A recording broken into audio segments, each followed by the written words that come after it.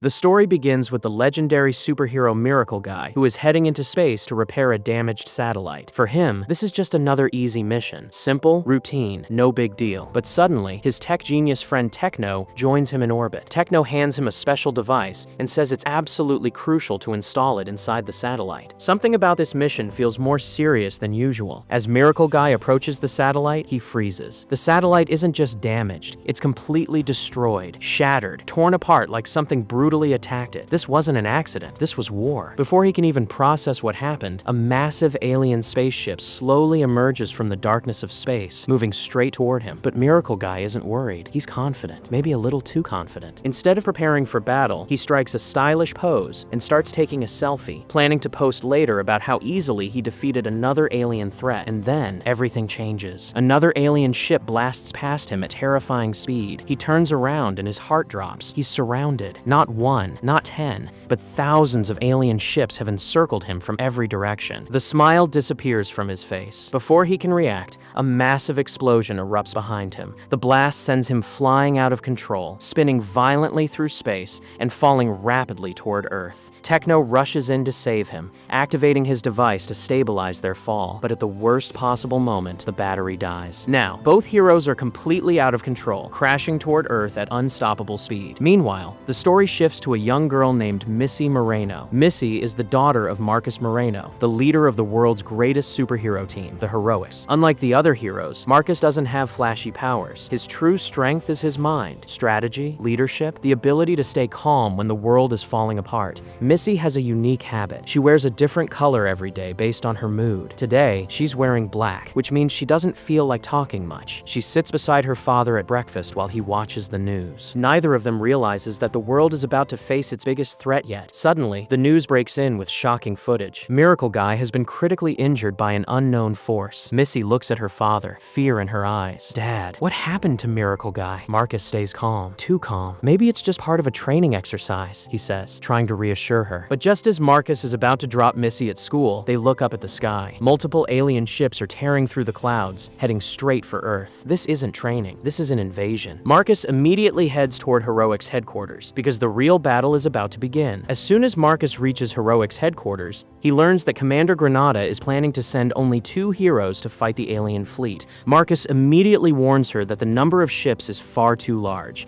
and sending just 2 heroes would be a disaster. Granada takes it lightly at first, and casually says they can send 3 instead. But Marcus doesn't argue. He shows her the real satellite footage. The moment she sees the destroyed satellite and the massive alien fleet, her entire expression changes. This is no small attack. It's a full-scale invasion. Without wasting another second, she orders the entire Heroics team into battle and informs the president about the alien threat. Meanwhile, at school, Missy is playing outside when government security agents suddenly arrive. Without much explanation, they escort her into a secure vehicle and rush her to Heroics headquarters. There, Granada explains that whenever the Heroics go on dangerous missions, their children are brought to a safe location for protection. Missy is then taken deep underground into a highly secured bunker, where several other super kids are already waiting. Inside the bunker, Missy meets the children of the world's greatest heroes, and each one has inherited incredible powers. Wheels is a genius with an unmatched mind. Noodles can stretch his body like rubber. Ojo barely speaks, but communicates through drawings, and whatever she draws eventually becomes real. Acapella can control objects and people using only her voice. Slow-mo moves in extreme slow motion. Facemaker can reshape his face into anyone. The twins, Rewind and Fast Forward, can move time backward and forward, but can't stand each other. Wildcard has multiple powers, but struggles to control them. And Little Guppy can shape and control water however she wants. Missy then discovers something shocking. Ojo's drawings can predict the future. Whatever she sketches ends up happening. When the kids turn to Missy and ask about her power, she quietly admits that she doesn't have one. The room falls silent. Every child in that bunker has extraordinary abilities, except her. In that moment, Missy feels like the only normal kid in a world full of superheroes, without realizing that her greatest strength is yet to be discovered. To lighten the tense atmosphere inside the bunker, Missy suggests they turn on the news to see what their parents are doing. The moment the screen lights up, their faces change. The aliens have already launched a full attack on Earth, and the situation is getting worse by the second. In space, a gigantic alien mothership releases countless smaller ships that swarm the Heroics team. Shark Boy, Lava Girl, Miracle Guy, and the rest of the heroes fight bravely, pushing back wave after wave. But the aliens are stronger, smarter, and far greater greater in number. One by one, the heroes are captured and pulled inside the alien mothership. In the end, only Marcus Moreno remains. He has no superpowers, yet he refuses to back down. He fights with pure strategy and courage, but even he is eventually overpowered and taken into the mothership. Watching this on live television, the children are heartbroken. They never imagined their parents, the world's greatest heroes, could actually lose. Moments later, the president appears on screen with a terrifying announcement. The aliens have given humanity just 3 hours. If Earth does not surrender, the planet will be taken over completely. After the broadcast ends, Commander Granada appears and gives the kids strict orders. Stay calm, do not leave the bunker, and under no circumstances attempt to go outside. She assures them they are completely safe. But then Missy reveals something chilling. She shows everyone Ojo's latest drawing, an alien entering the bunker. And since every one of Ojo's drawings eventually comes true, Missy realizes they don't have much time. The aliens are coming, and if they stay, they'll be trapped. They need to leave before it's too late. Missy may not have superpowers, but she has something just as powerful: intelligence, courage, and the ability to make the right decision under pressure. She's just like her father, Marcus Moreno. No flashy abilities, just natural leadership. Without even realizing it, she slowly becomes the leader of the group. Wildcard refuses to join her at first, scared of what could go wrong. But the rest of the kids trust Missy and decide to follow her into the unknown, because this time, the kids will have to save the heroes. Facemaker uses his shape-shifting ability to trick the guards, luring them inside the bunker. Just as the guards step in, little Guppy boldly challenges them. She may look small and harmless, but she's incredibly powerful. With precise control over water, she effortlessly knocks the guards down. In the chaos, Noodles cleverly steals an access card from one of them, but just as they are about to use it, a guard manages to hit the emergency alarm. Instantly, heavy steel walls slam down, sealing every exit. According to Ojo's drawing, this is the exact moment the alien is supposed to arrive. And right on cue, an alien crashes into the bunker and grabs Wildcard. Panic spreads through the room. Thinking fast, Missy orders Rewind to turn back time. Rewind activates his power, and everything resets. This time, when the guard reaches for the alarm, the kids stop him in time. They grab the access card and escape before the alien can enter. Now, the kids race through headquarters, determined to reach their parents. But suddenly, Missy runs straight into Commander Granada, and within seconds, guards surround them from all sides. For a brief moment, it looks like the escape is over. Then Missy quietly signals to Acapella. Without hesitation, Acapella begins to sing. Her voice rises, and with it, the guards lift off the ground. One by one, they float upward, forming a staircase in midair. A new path appears right in front of them. The kids climb over the suspended guards and reach the rooftop. Using the access card, they unlock the official Heroics bus and speed away from headquarters. But they're not safe yet. Outside, a large security barricade blocks their path. The guards are ready to stop them. Acapella sings again, and this time, her voice is so powerful that the entire bus lifts off the ground. It floats through the air, soaring over the guards and clearing the blockade. The kids cheer, but their relief is short-lived. The bus is now heading straight toward a tall building, and Acapella can't steer it. Collision is seconds away. At the last possible moment, Noodles stretches his arms to an impossible length, grabs a nearby pole, and pulls the bus sideways with all his strength. The bus narrowly avoids crashing into the building. They may have escaped headquarters, but now the real mission has begun. Acapella is exhausted. She has been using her power non-stop, and she can't keep the bus floating much longer. Seeing this, Missy quickly makes a decision: land it on that house. With the last of her strength, Acapella gently lowers the bus onto the rooftop. The kids step out, only to realize this isn't just any house. It's Missy's grandmother's home. As soon as they see her, the kids feel a sense of relief. But she's no ordinary grandma. She is the legendary mentor and trainer of the Heroics. Every great superhero on the team has trained under her at some point. Missy explains everything. The aliens have captured the Heroics, and there are only 2 hours left to save them. Meanwhile, back at headquarters, Commander Granada tracks the children's location. Believing the bunker is still the safest place, she prepares to bring them back immediately.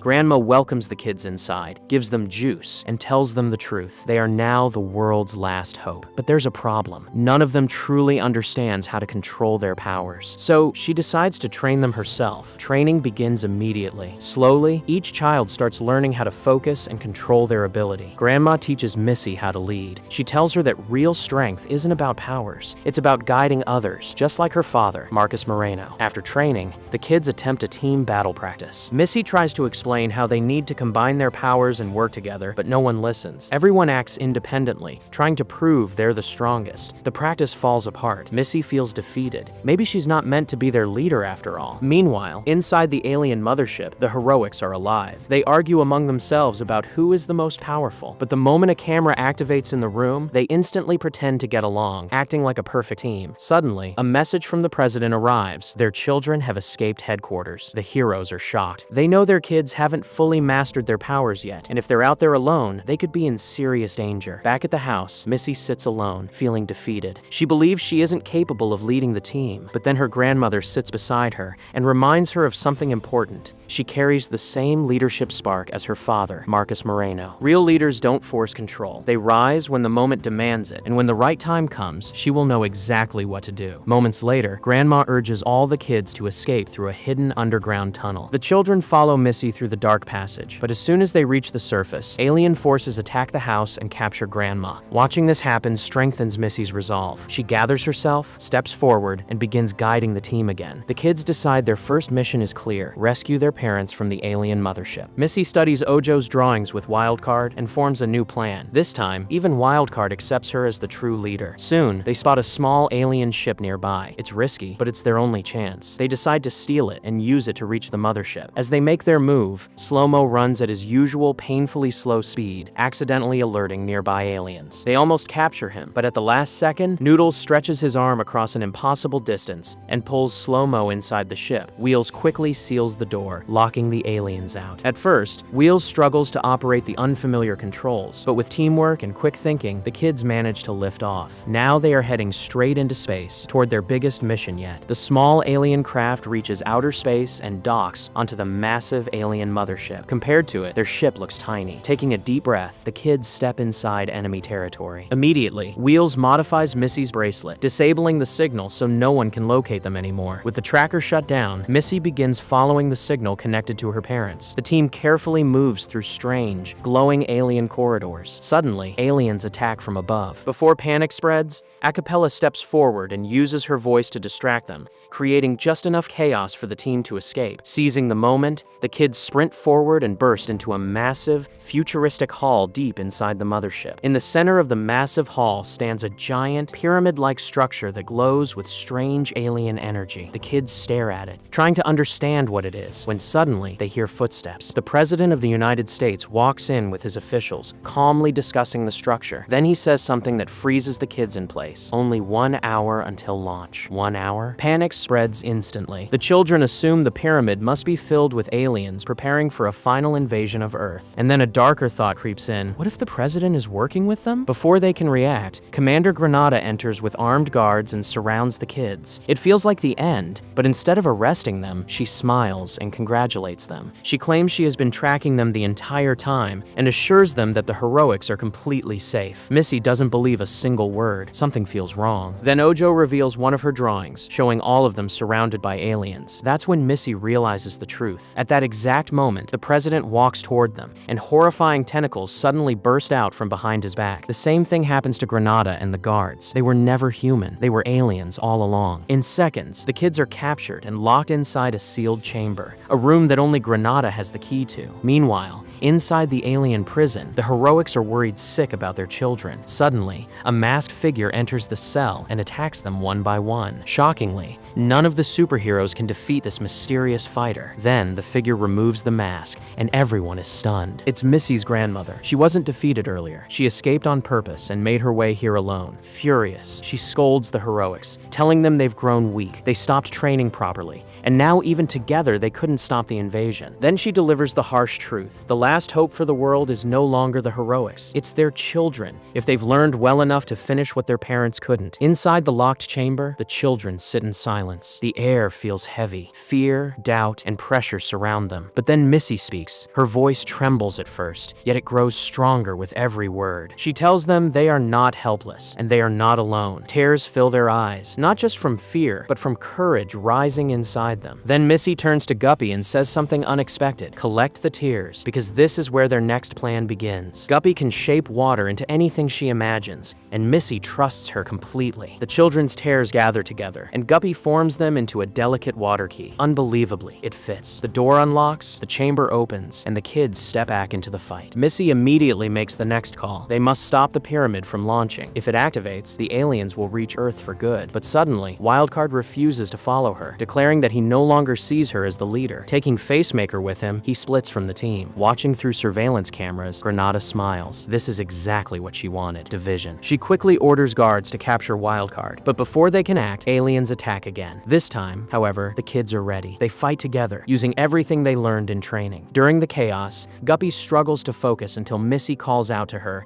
"Now's your moment!" Guppy steps forward and unleashes powerful waves of water, slamming the aliens to the ground. But within seconds, the aliens stand back up, their tentacles regenerating as if nothing happened. The children freeze. How do you defeat an enemy that never stays down? Missy thinks fast. She combines the powers of rewind and fast forward, manipulating time itself. Their synchronized moves disrupt the aliens' rhythm, confusing their regeneration cycle. This time, when the enemies fall, they don't get back up. For the first time, the children fight like a true superhero team, and for the first time, they believe in themselves. Inside the alien ship, the captured heroics watch everything through surveillance screens. As they see their children working together, fighting with courage and unity, their faces fill with pride. Meanwhile, Granada captures Wildcard, believing he's the most powerful child and the biggest threat, so stopping him first is her priority. At the same time, Missy and the rest of the team reach the pyramid, ready to shut down the launch. But something feels off. Ojo isn't with them. She's standing at a distance, watching. And for the first time, she speaks. The quietest girl in the room finally reveals the truth. She's been working with the aliens. The kids are shocked, but Missy isn't. She already knew. She had seen the hidden clues inside Ojo's drawings. That's why she allowed Wildcard to leave the team earlier. It was part of the plan. While Ojo believed the team was divided, Wildcard was secretly heading toward the control room. Back with Granada, the truth hits her, too. The one she captured wasn't the real Wildcard, but Facemaker in disguise. Furious, she rushes toward the control room to stop the real one, but she's too late. Wildcard has already taken control of the system. Granada assumes he still can't control his powers and orders the guards to attack him, but that becomes her biggest mistake. Wildcard is no longer unstable. He has finally mastered his abilities. With confidence and control, he defeats the guards effortlessly. Near the pyramid, Ojo grows angry and begins drawing terrifying new creatures. One by one, her sketches come to life, transforming into monstrous alien beasts that charge toward the kids. This time, Missy doesn't hesitate. She gives clear, sharp commands, and everyone listens. The team moves as one. Rewind and fast forward synchronize their time powers to help Slow-Mo,